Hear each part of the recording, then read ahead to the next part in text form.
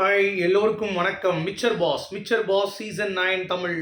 So இந்த வீடியோவில் நம்ம இன்னைக்கு பார்த்தீங்கன்னா டிஆர்பிக்காக விஜய் டிவி எந்த அளவுக்கு எக்ஸ்ட்ரீம் இறங்கி போய் ஒருத்தன் காலில் விழுவான், டிஆர்பிக்காக எந்த ஒரு எக்ஸ்ட்ரீம் போய் எல்லாத்தையும் பண்ணுவானுங்க. ஏன் கால் பண்ணுவானுங்க, ஃப்ளைட் அரேஞ்ச் பண்ணுறேன்பானுங்க, இந்த மாதிரி ஏகப்பட்ட விஷயங்கள் பண்ணுவானுங்க அப்படிங்கிறது இதன் மூலமாக தெரியுது. அது மட்டும் இல்லாமல் இப்போது விஜய் டிவிக்கு புரிஞ்சிருக்கும் என்ன அப்படிங்கிறதை பற்றி தான் இந்த வீடியோவில் நம்ம டிஸ்கஸ் பண்ண போகிறோம். ஸோ தீடா பார்வதி அப்படின்ற மாதிரியான ஒரு கான்செப்ட் தான் ஃபினாலையில் ஒர்க் அவுட் ஆக போகுது. அதுதான் மேஜிக்காக ப்ளூம் ஆக போகுது அப்படிங்கிறதுல எந்த ஒரு மாற்று கருத்தும் இல்லை. அதை பற்றி முழுவதுமாக டிஸ்கஸ் பண்ண போகிறோம். ஸோ லைக்கு சப்ஸ்கிரைப் பண்ணுங்கள். ஏன்னா லைக் போட தான் பார்வதியை பிஆர் சொல்லிட்டு இருக்காங்க வெளியே.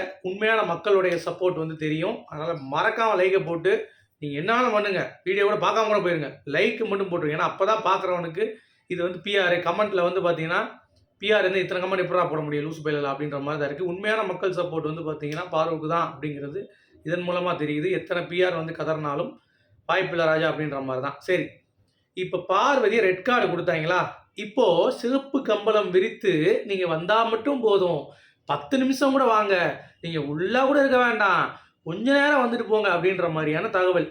இப்போ என்ன காமெடி அப்படின்னா, பார்வதி உள்ளே வரும் பொழுது ஏற்கனவே 2 பேர் எவிட்டே இருப்பாங்க. இப்போ அதான் காமெடியே.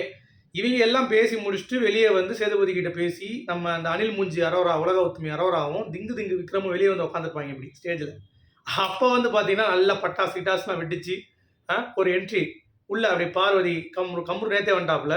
அதனால் இப்போ பார்வதி இப்படி உள்ளே வரும்போது எப்படி நீங்கள் ஃபீல் பண்ணுறீங்க, என்ன பண்ணுறீங்க, ரொம்ப மகிழ்ச்சியாக இருக்கும் உங்களை பார்க்குறதுக்கு. நானும் பார்த்தீங்கன்னா கேம் பண்ணியிருக்கலாம் சார் அப்படின்னு ஏதோ ஒன்று சொல்கிறான்னு, அதெல்லாம் அப்புறம் பேசுவோம், நம்ம என்ன பேசுவாங்க என்னதுன்னு. அப்படி பேசும்போதே இந்த பலூன் மூஞ்சும் திங்கு விக்ரம் கூட ஓரளவுக்கு ஓகே. நேற்று ஃபீல் பண்ணான், பார்வதி அவ்வளோ பண்ணியிருக்கா அப்படின்ற மாதிரி ஃபீல் பண்ணான். அவளுக்கான அந்த மொமெண்ட்ஸ் மிஸ் பண்ணிட்டா. எனக்கு அதுதான் கொஞ்சம் கஷ்டமாக இருக்குது. ஏன்னா இந்த கேமுக்காக அவள் நிறையா பண்ணியிருக்கா, என்ன வெளியே தெரிய வச்சிருக்கா அந்த கேமில் அப்படின்ற மாதிரி ரொம்பலாம் ஃபீல் பண்ணிட்டு இருந்தான். ஸோ அவங்க கூட விட்டுருங்க. அந்த அனில் மூஞ்சி அரோரா நேற்று பார்வதி கமருதீன் பேரை சொல்லும் பொழுது கை கூட தட்டாமல் உட்காந்துக்கிட்டு அப்படியே இருக்குது தட்டிக்கிட்டு. இந்த பிடிவாய் திவ்யா பார்த்தீங்கன்னா அதே தான் பண்ணிகிட்டு இருந்துச்சு. ஒரு பேசிக் ஹியூமனிட்டி கூட இவங்களுக்கு இல்லை. அந்த மாதிரி மூதேவிங்க எவிக்டாய் ஒட்டி உட்காரும் போது பார்வதி அடி உள்ள வரும் பொழுது அவங்களுடைய மூஞ்சி நம்ம பார்க்கணும் எப்படி இருக்குது அப்படின்னு சொல்லிட்டு. இதுவே பார்வதிக்கு ஒரு வெற்றி தானே. சரியா, இதை ஒரு பக்கம் விடுங்க.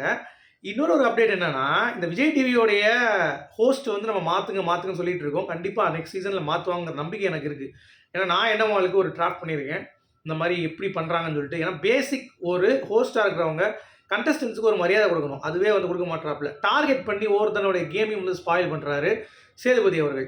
ஸோ இந்த 2 விஷயம் ரொம்ப மிகப்பெரிய ஒரு எந்த ஒரு ஹோஸ்ட்டும் சரித்திரத்திலே பண்ணாத தவறை பண்ணுறாரு. ஸோ சேதுபதி அவர்களை நீக்க வேண்டும் அப்படிங்கிறத நம்ம சொல்லியிருந்தோம். அதற்கான கிரைட்டீரியாவில் இன்றைக்கி ஒரு சம்பவம் நடந்திருக்கு. என்னன்னு பார்த்தீங்கன்னா, வர்றவங்க சேதுபதி அவர்களை மக்கள் பார்த்தீங்கன்னா இவ்வளோ நாள் வயலன்ஸ் இந்த வீட்டில் இல்லையா, இவ்வளோ நாள் அரோரா கூப்பிடலையா பாத்ரூமில், இவ்வளோ நாள் காஜி பண்ணலையா அவள், அப்போல்லாம் தூங்கிட்டு இருந்த சேதுபதி பார்வதி கமருதீன் பண்ணால் மட்டும் ஏன் அதை பண்ணுறீங்க? எல்லாத்தையுமே தூக்கணும். பார்வதி கமருதீனை ரெட் கார்டு தூக்குறீங்க, அரோராவை தூக்கலை, எஃப்ஜே தூக்கியிருக்கணும், ஆதிரையை தூக்கியிருக்கணும், இந்த மாதிரி சபரியை தூக்கியிருக்கணும், விக்ரம் தூக்கியிருக்கணும். பிசிக்கல் வயலன்ஸ் பண்ணுறாங்கன்ட்டு ஏன் யாரையுமே தூக்கலை? அதுவும் ஒரு கேம்னா இதுவும் ஒரு கேம் தானே, டார்க் டாஸ்க்கு. அப்போ உங்களுடைய நியாயம் என்ன? உங்களால் பேசிக்காக ஒரு ஹோஸ்டிங்கான தகுதியே இல்லை. அதே மாதிரி மரியாதை இல்லாமல் ஒருத்தவங்களை நீங்கள் வெளியே அனுப்புறீங்க டிஆர்பிக்காக அப்படின்னு சொல்லி நினச்சிங்கன்னா அவங்கள்ட்ட பேசிக் ரெஸ்பெக்ட் கொடுத்து. இதுக்கு கமல் சார் எவ்வளோ பரவாயில்ல, நம்ம பிரதீப் அனுப்பும் பொழுது யாரையும் பேசவே இல்லை, அப்படியே கன்ஃபெஷன் ரூம் வச்சு தூக்கிட்டாரு. இங்கே ரெட் கார்டையும் கொடுப்பாங்களா, அந்த பிடி வாயி கானா வினோத் எல்லாம் எவ்வளோ பேசினாங்க அப்படின்ட்டு. அப்போ எவ்வளோ இருக்கு பாருங்க. இதெல்லாம் பண்ணிடக்கூடாது.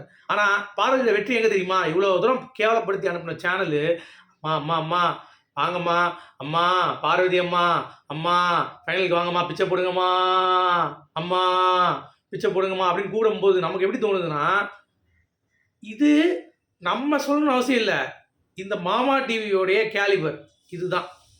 அவங்க காட்டியும் கொடுப்பாங்க கூட்டியும் கொடுப்பாங்க அப்படிங்கிறது இதன் மூலமாக மக்களுக்கு தெரிஞ்சிருக்கா இல்லையா?